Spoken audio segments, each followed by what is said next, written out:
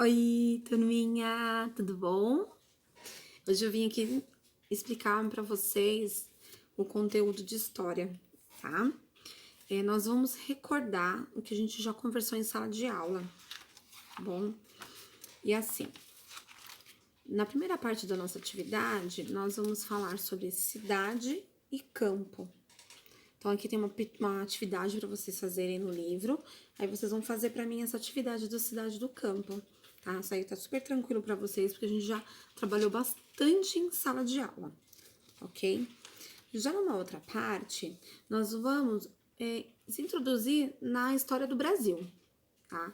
Aqui a gente vai ler um pouquinho de quando o Brasil foi descoberto, né? Quando os portugueses vieram para o Brasil. E também nós vamos ver como era como se fala assim, como que eram os índios viviam naquela época, tá? Porque hoje ainda nós temos índios no Brasil, certo? Só que os índios daquela época, de descobrimento do Brasil e de hoje, eles são um pouco diferentes. Mas ainda eles continuam com a mesma cultura, eles ainda continuam com a mesma língua. Tem alguns índios que vivem isolados, tem outros que não. Tem tribos indígenas que têm internet, tem toda a tecnologia, e tem outras tribos que não. Então, aqui a gente vai dar uma olhadinha nisso daqui, tá bom? Aí tem, continuando na nossa leitura, porque assim, um texto vai levando o outro, tá? Nós vamos ver os primeiros povoados aqui do Brasil, tá? Aqui vai falar quando os portugueses chegaram no Brasil, encontraram os índios, que os índios eles eram o povo nativo daqui, e os portugueses chegaram. Então vai falar aqui dos primeiros povoados do Brasil. E também nós vamos recordar da primeira cidade do Brasil. Qual é a primeira cidade do Brasil? Aqui tá falando a formação de cidade, vamos ver o que é vila, tá?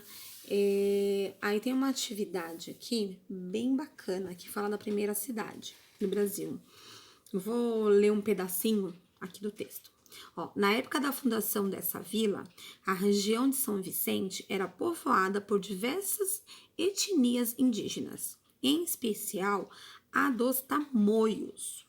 Por conta da convivência com os nativos da região, os colonos aprenderam e adotaram alguns hábitos, costumes e técnicas agrícolas indígenas. Então, quando os portugueses vieram para o Brasil, eles fizeram uma exploração pelo nosso país, pela terra. Então, foram para vários lugares. E teve colono, que é colono? O colono, eles vieram de um outro lugar e ficaram naquele lugar. Aí montaram vilas, montaram cidades. E esses colonos que ficaram nessa região de São Vicente, eles pegaram os costumes dessas tribos indígenas, de especial dessa tribo chamada Tamoios, tá? Aí tem uma atividade para fazer aqui nessa página, que também é super tranquilo para vocês. Continuando, vocês vão ver uma pintura de um artista chamado Jean Baptiste Debret, tá? Esse artista, ele é, ó, vou ler aqui para vocês. Cadê aqui? Ficou pequenininho para pro. Ó, essa pintura, ele era o Jean Baptiste Debret, ele era trabalhador, ele era lapidador de pedras, ele era pintor, escultor e ele era francês. Ele nasceu lá na França. Deixa eu ver aqui. Aqui fala, ó. Ele nasceu na França em 1768. Bastante tempo. Tá? Aí ele foi pintor, desenhista, professor, escultor. Ele lapidava pedras preciosas, né? Aí ele andou por várias regiões aqui do Brasil. Ele andou por várias regiões. E naquela época era muito fácil de encontrar pedras preciosas, ouro. E quando ele encontrava, ele era lapidador, ele ia lá lapidava as pedras, ele fazia anéis, colares, tudo isso. E é muito bonita essa pintura dele aqui. O nome da pintura é Vila de Curitiba. Nossa, ficou escuro. Peraí. Deixa eu arrumar aqui. Pronto. A luz apagou de repente. Volta a luz. Volta a luz. Tá voltando a luz. Voltou.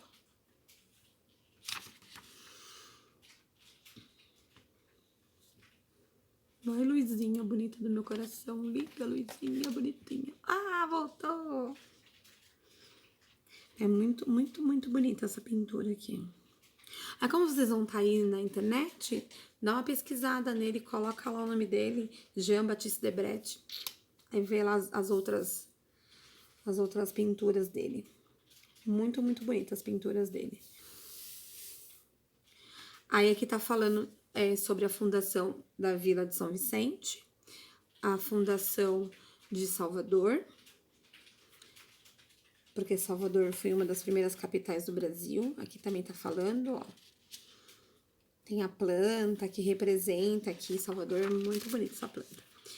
E pro final, a gente vai brincar de historiador. Como assim brincar de historiador? Aqui tem uma carta e nós vamos ler. A Pro vai ler com vocês essa parte aqui, tá? Vamos lá. Você é o historiador.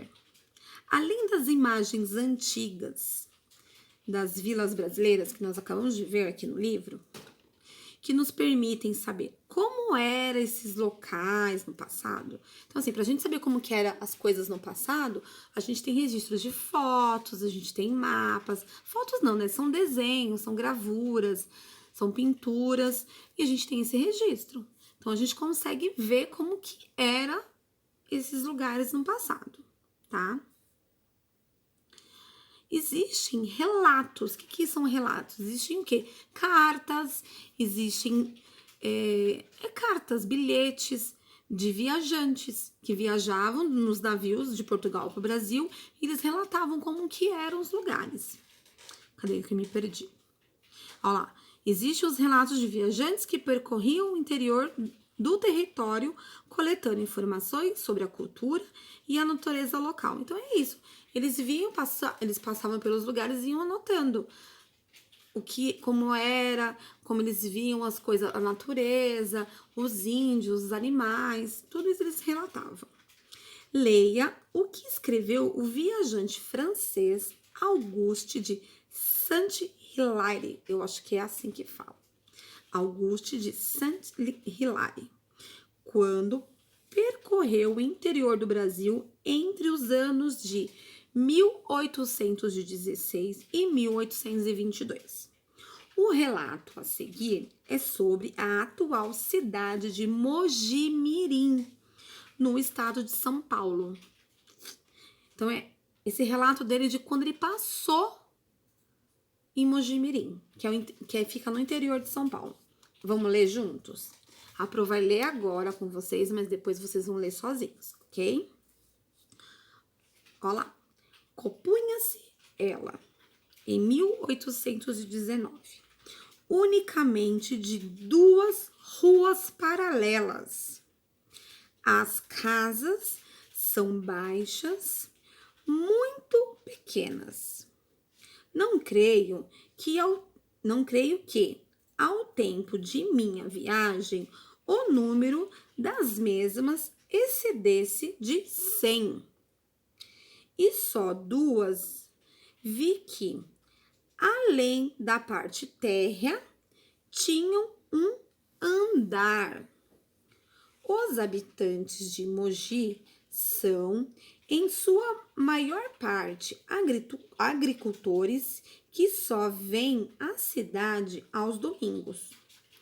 Ao que parece, são eles os que mais porcos criam em toda a província de São Paulo. Alguém entendeu esse texto? Hein? Fala aí pra mim. Ele usa palavras bem diferentes do que a gente costuma usar hoje em dia, né?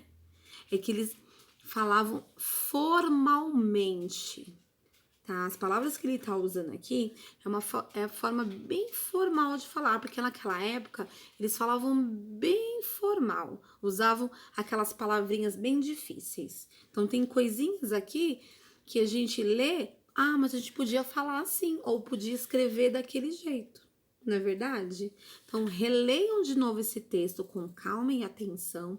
As palavras que vocês não entenderem, vocês circulem, vocês grifem com marca-texto, anotem, procurem o significado delas, ok? Aí vocês me mandam, falar, olha, professora, eu achei o significado dessa palavra porque eu não estava entendendo, ela não conhece essa palavra. Aí vocês procuram o significado dela. Combinado? Aí vai ter aqui na outra página umas 2 questões sobre esse texto. Vai ficar super tranquilinho para vocês fazerem, tá bom? Então leiam com calma, com atenção, porque aqui muita coisa aqui é recordação do que a gente já conversou em sala. Se você não se recorda, não tem problema, releia, tira a dúvida depois com a professora, tá bom? Ó, ótimos, maravilhosos estudos para vocês. E assim, ó, vocês estão aqui dentro do meu coração, tô morrendo de saudade.